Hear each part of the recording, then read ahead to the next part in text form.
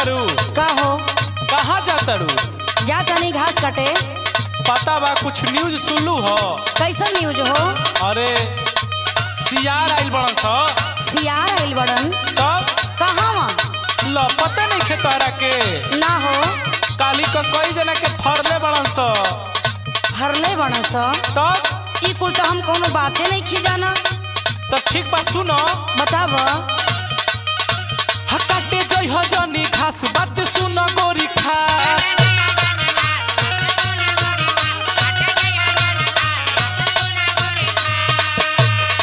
हकाटे जई हो जनी घास बात सुनो गोरी खा। गाँव में सुनाइले को नया समाचार बा। का हो? गाँव में सुनाइले को नया समाचार बा। खेत में सियार बा फरत सलवार बा। सरवार फरता? अरे बाप रे बाप, माने तो एक नंबर के डरपोके बड़ा का। कई दिन से हम जात बानी खेत में, हमके कहीं कुछ दिखाइए न देत बा। तू हमार बात सुन ला, तो की कंफ्यूजन बा। सुनावा सुना। सुनावा। घास काटे हम जाइब नाही यरहू डेराइब।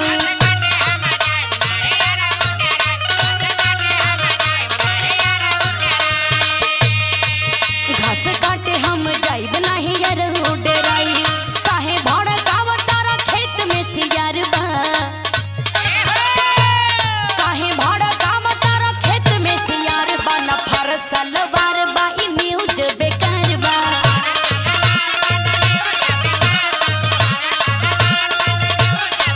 बुझला? बुझता नहीं।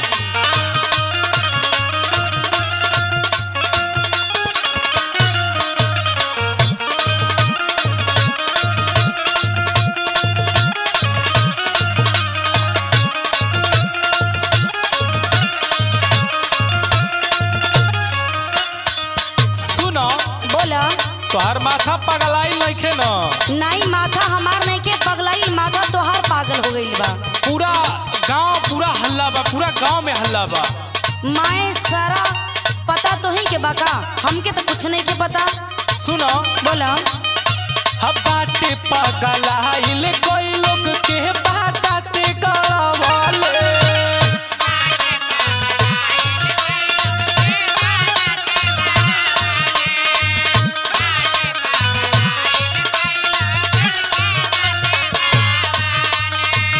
बात मान गोरी ढेर नुकसान बा पहुँचवाले।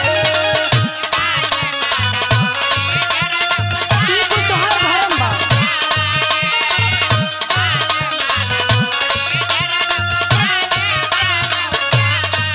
सुना सुना सुना, हम बतावता नहीं। सुनावा। तोहरा ई बात पे होता तनिको ना यकीन हो।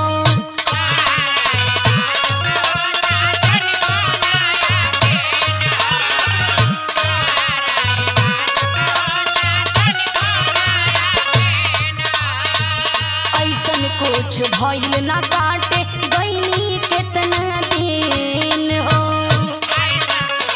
ई कुल सब तोहार कंफ्यूजन बा, तोहार भरम बा।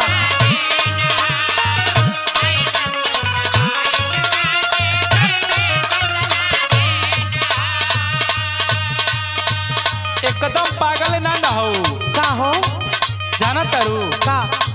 लगता कि भी तोके सही से पता नहीं। अरे हम अभी 2-3 दिन होता, कई बार खेते गई नैसन कोनो बातें ना सुने के मिलल। तो सुनो। बोला। सच कहता ने सब कोइल बेकार बा। सच कहता ने सब कोइल बेकार बा। खेत में सियार बा फरत सलवार बा।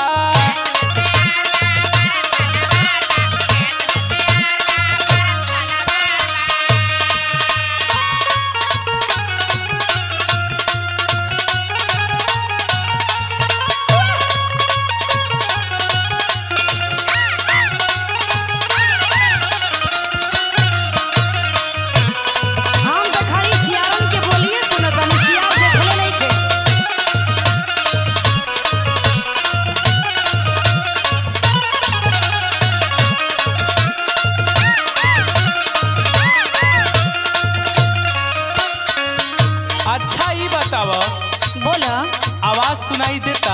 बढ़िया से सुनाई देता हो का बहिर बानी का?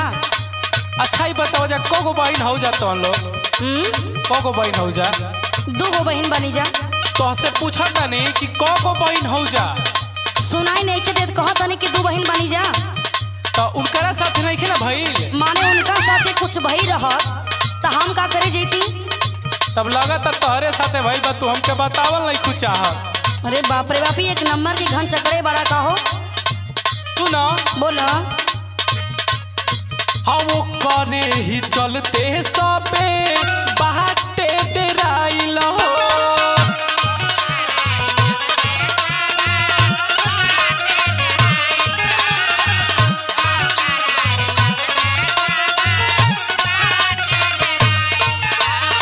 हाँ देखते दौड़ाइल ना यही सन बा खखुआइल हो।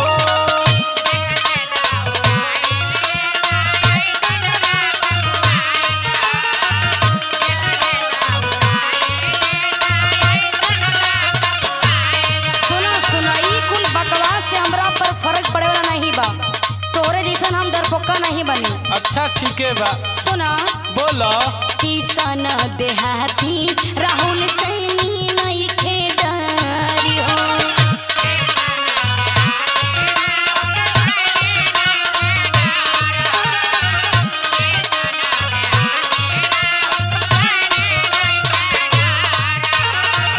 देखते भाग जाई ऐसन दे हम के कारी हो।